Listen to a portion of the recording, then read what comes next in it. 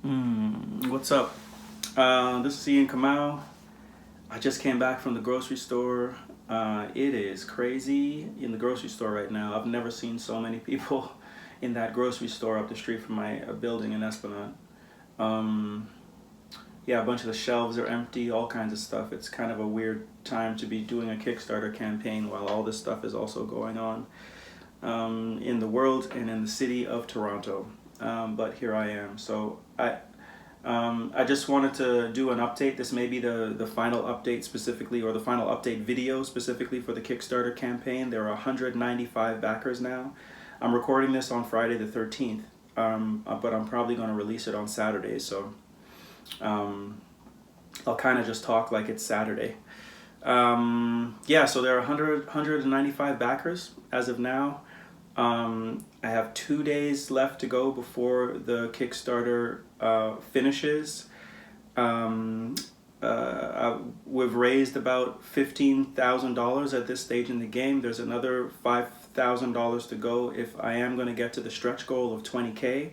So I'm very much thinking in my head if 5K in 2 days, if that's possible. 5K in 2 days, I think it's possible, but it's going to require a bit of a push on my part, so I'm just preparing for that. And anybody that has the ability to share any of the materials related to the Kickstarter, or to increase their amount, or tell a person or whatever, that would be very helpful for me.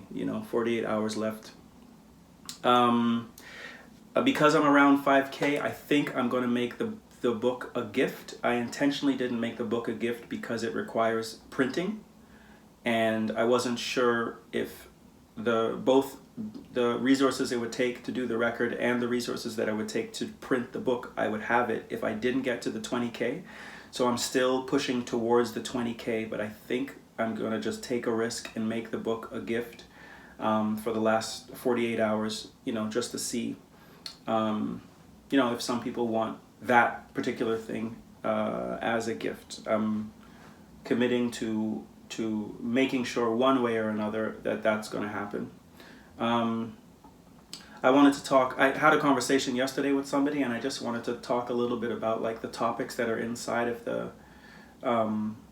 the special edition magazine project. I think I just called it a book, but the special edition magazine project and the album project, and also the related project, which is my project Loss at the Theater Center. I've been an artist in residence at the Theater Center for the last 5 years, developing this piece that has a narrative in it that is partially overlapping and partially related to the narrative that I'd like to see inside of the album to some extent, and also the narrative that my master's thesis was based off of, that will become the special edition magazine project. And the topic of that is depression and storytelling in the Afro-Caribbean community, or in the Black community more generally. But I focused on the Afro-Caribbean community because that's the community that I'm a part of, and in Toronto because that's the city that I'm from. And so the narrative that is inside of the special edition magazine is overlapping with the narrative that's inside of Loss. And it's a narrative about me coming out of depression. So I think I had said in the initial video, one of the first update videos, that I had a very bad bout of depression, what I usually describe as a winter of depression, in 2011 after my album project. I was let go from an organization that I founded, and I'll talk more about that in detail this year. And I was in a relationship that ended abruptly, and I kind of just focused on finishing the album, which at the time was One Day Soon. But as soon as the album was done, it was just silence. My phone didn't ring, and I think all of the stuff that I had been through in the previous years, and all of the energy that I had put into those various projects and into that relationship, all kind of came crashing down at the beginning of the fall, and I spent an entire winter basically lying in bed. And so South Africa was one of the things that got me out of that. A long time ago, I had the opportunity to go to South Africa. I've spoken about that a little bit, and I came back and I felt like I had a different relationship with community. I had a different relationship with Toronto, and I needed to figure out how to navigate the world in a way that I hadn't navigated it before. People that know me, they know that my parents were filmmakers and were very much connected to the Black arts community, the world of community development and education. They were always mentoring young people. My father was he was a professor at Sheridan. He taught writing, writing for film and television, media writing, that sort of thing. My mother was always mentoring people, as I've said before. Specifically young women of color who were in film, television, media. My mother always worked to support that group of people. So my mentality around community in general, arts community more specifically, and the Black arts community or the Black community in general was always very much like, if you do the work to support that group of people, that they will do that work to support you. And I have to admit that after that point in time, I stopped believing in that. And I think I went through a long process of shifting my mentality, growing up in a lot of ways, I think becoming more mature, but also figuring out how to manage my mental health. And I guess I'm just coming to a point at this stage, after spending all these years in school, actually focusing on that, depression specifically, mental health more generally in the Black community, and alternatives to the institutions of mental health, which a lot of Black people are weary of for very valid, historic, and also contemporary reasons about how we're treated inside of that system. And so the general number in Canada is about 6% of people who experience various levels of mental health issue actually engage with the system, and another 94% of us actually never do that. I imagine the number is higher for Black people, for Indigenous people, and for vulnerable people of all sorts. The number is also pretty high for men, which I think should come as no surprise not in terms of their mental health outcomes, but in terms of their interaction with the mental health care system. We tend to avoid going to the doctor of any sort. So I just kind of wanted to say that narrative is the narrative that is inside of the special edition magazine, that is inside of the Lost Project, and I would like to point to, at least on this album, because it's a thing that I spent the last 5 years in grad school specifically studying, reading about, and writing about, and I want to put those things into forms that are more interesting and more creative than a lot of what I see coming out of academia, which is, boring and boring. Just call it boring, because it's boring.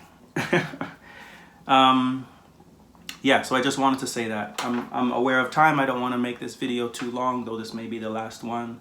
I also opened a WhatsApp group today, and because I did that, I also wanted to say that this whole idea of less fans, more family, and having people be involved in the process of the fundraising, I want to continue it through the creative process as well.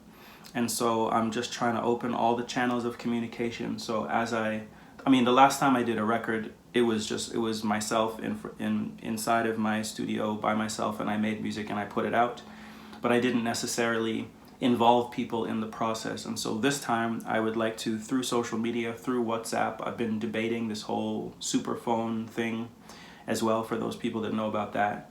I'd like to involve people in the process. And so that will happen through social media and through my interactions with people. I'm going to use that hashtag less fans, more family to keep people connected to the creative process. So it's not like I'm just going to go away and then I'm going to come back and all of a sudden there's going to be music, but I want people to be involved in that process, both the writing process, the beat making process, the larger production process, the recording process, maybe some of the conceptual processes around the creation of the artwork or the book or that sort of thing. So that's pretty much what I wanted to say about that. I wanted to show you a couple things. This video is going to be long. So I wanted to show you a couple things. Just some things that I've been working on. I think some people might have seen on my Instagram that I met with Nihal Al-Hadi, who I've asked to edit the special edition magazine. So we have started the process of talking about that. And I also met with my friend and former mentee, Jillian Mapp, who's a photographer, to talk about images. And so if you may have seen on my social media, on my Instagram specifically, her flipping through this book. So I make things a lot. I'm visual and I'm auditory, and so I make things that I can see and hear, so I can put them into my brain. And so if I need to recall something, or if I need to figure out a pattern, or figure out a thing that I like, or a design aesthetic or a visual aesthetic, I do that so I can understand in the way that I understand, which is largely visual and auditory, what I'm doing, what my patterns are, what I really like, to get an idea of what it is that I'm trying to do. So, I mean, if you go on my Tumblr, I'll put the link, the address to my Tumblr up. You'll see what I call a mood board, which I really just made for me. I didn't really expect that anybody was watching my Tumblr, because I don't promote it ever. But and none of it is really mine. Like, none of it is really original. And so I do that just to, I have a bunch of images there, mostly photos that I like. And I refer to it when I'm speaking to photographers, or like when I went with Tiffany to Trinidad, I'm always using that as a reference. But sometimes I want to walk around with something. And so I made this little thing for myself, and that's a photo that Nabil Shash took. So I made this booklet, basically, which is a bunch of photos that I've just liked from Tumblr. None of these are mine. But they're just images that I like and I refer to when I'm creating something. So what I learned from this process is, there's a high amount of images that I see that are people with dark skin, black people on light backgrounds, with neutral articles of clothing. So this one is white articles of clothing. These are all women. All these photos have a kind of a blue tint and a shallow depth of field, and all of these black people are in front of light backgrounds and wearing black clothing. These ones are similar. These ones are more in an actual environment as opposed to in a studio or with a white background. These ones are the same, but shallow depth of field. These ones here are, they have interactions between people, like people doing something of some sort, or engaging with another person. I have a couple of them that have different kinds of jewelry, or hair, or details of hands and that sort of thing. There are ones that have pastel colors on them. There are ones that have a more old school look with the same pastels. People in environments looking like film. I could go, colors, particular colors. I always really like this one. Yeah. And so, sunlight, various kinds of sunlight, etc. Again, none of these are my photos. These are just references that I have, and I've printed them out so I can reference them when I'm doing something, or when I'm trying to communicate an idea to somebody, especially a visual person like Jillian or Nabil Shash or Tiffany or some of the people that I work with. I also have like a kind of an identity booklet. That's another Nabil Shash photo. I have kind of an identity booklet where it describes the things that I'm focused on. And so my main focuses have been actualization, critical city building, and cultural production, otherwise known as arts and culture. And there's a bunch of notes as to the specifics of that. I don't do anything unless at least two of those things are covered, and my ideal for any kind of full-time work or any kind of business I would start would be all three at the same time. So that's kind of what I'm attempting to do, bring together all of my different creative endeavors into one thing, more or less. I've always been like, grappling with the idea that some people feel like I do music, and then some people feel like I'm a spoken word artist or a writer or like an academic or whatever. And now I guess I'm like a live arts kind of like theater maker as well. As I said earlier in a post, I consider myself to be an artist, and I express that art in a variety of ways. I think the music was able to move further in a certain way, and so a lot of people have locked into the idea that I make music or I was a spoken word artist, but I never really considered myself to be as such, or simply just those things. So I've made this document that is kind of like how I'm looking at the future. There are personas inside of here, you know, and that's just like the kind of individuals that I should be focusing on speaking to, and most likely that's you. You know, so you know, I have a bunch of stuff around the values, like the values that I have, the values that I find a lot of the people that interact with what I do have. Kind of some demographic stuff, but mostly like psychographic stuff, like, you know, which is what values would be. And then I have these personas in here. There are 3 personas. And it's kind of like based on a lot of the highest engagement that I get on social media. And so it has like a photo of a person that's also taken from Tumblr. I don't know this guy, but he looks like a guy I could know. And it gives a more specific breakdown of like who this person actually is. And so this one is like, okay, this is a 37-year-old guy born in 1982. He's like an older millennial. He identifies as a man, cis, hetero. He makes around this amount of money. He's a second generation, kind of non-religious, but considers himself to be spiritual, blah, blah, blah, blah.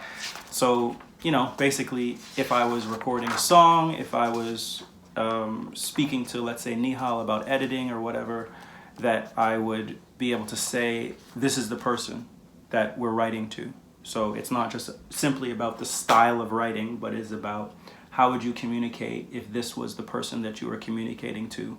And it's the same thing, you know, with the music, you know.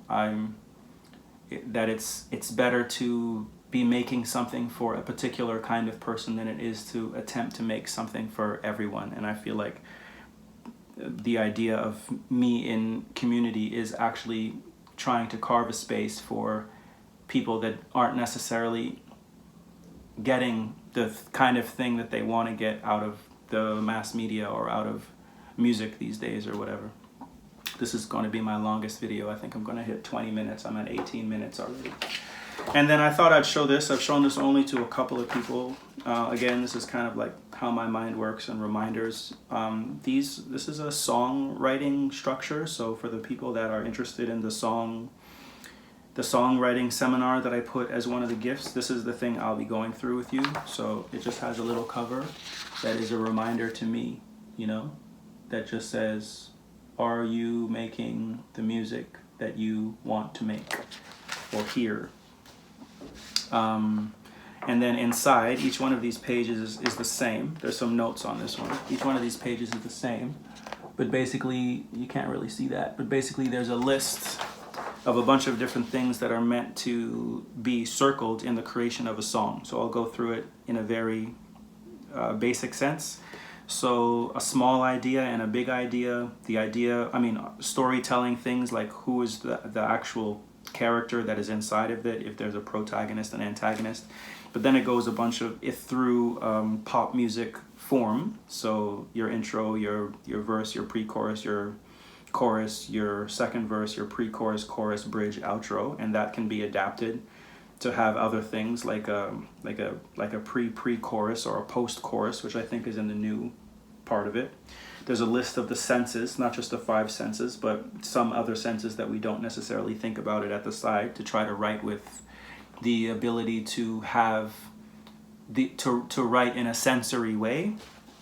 And then there's a list on the side that has things like harmony, chord length, melody, rhythm, story, scene dynamics, sonic dynamics, performance, and then the mix, so the engineering. and there's a bunch of notes as to the particular things that you may choose in order to create a dynamic, kind of contrasty, interesting song that people listen to. I never did anything like this before, but I've kind of been obsessed with songwriting over the last little while. So boom, there we go. I'm gonna stop now because this is super long. Maybe some people will stick with this because they're interested in it. So yeah, I'm gonna try to make the special edition magazine a gift. This idea of the process, I'm gonna keep going if you just follow the hashtag less fans more family. The Kickstarter will be done in 48 hours now, so hopefully 5K in the next 2 days. So I'm crossing my fingers for that and pushing hard for it. Some people have said that they're either uncomfortable or they don't necessarily want to create a profile on Kickstarter. For those people, I would say if you do want to do an e-transfer, I would prefer not an e-transfer just because I want everything to be recorded. But if you do want to do an e-transfer, you can email me at ian.kamau@gmail.com. Thank you to everybody that has, backed the project thus far. Again, it's 48 hours. I'll be pushing as hard as I can.